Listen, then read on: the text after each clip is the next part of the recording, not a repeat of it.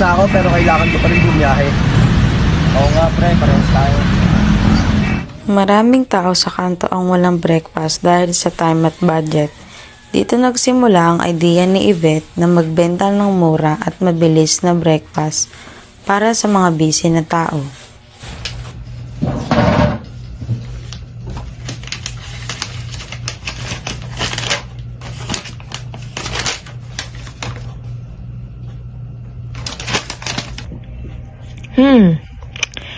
Meron ako dito mga kaldero.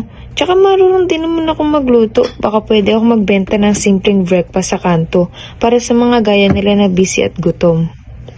Entrepreneurship starts by observing problems and thinking of solutions using available resources.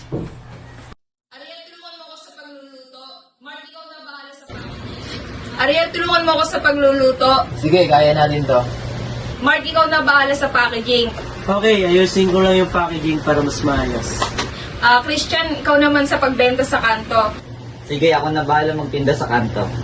Joshua, tulungan mo ako sa sales at feedback natin. Sure, tutulungan din kita sa customer feedback. Tao po. Tao po, pabili po.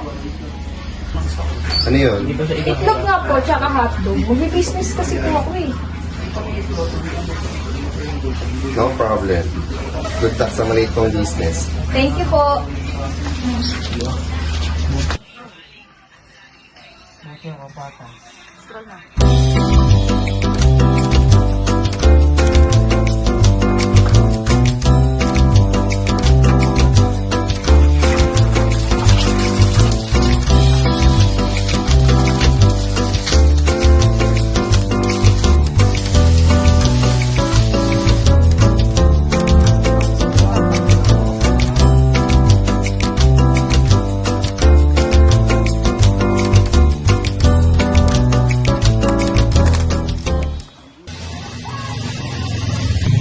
Sir, bili na po kayo pang almusal, 35 pesos lang po.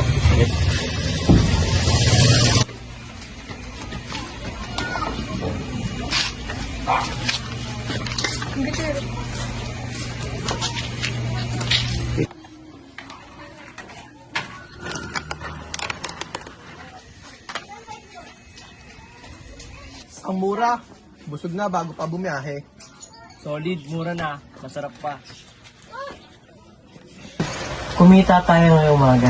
I-reinvest natin para mas marami bukas at mas maayos ang operation natin.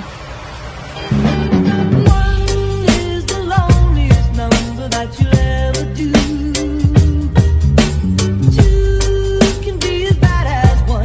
It's the loneliest number since the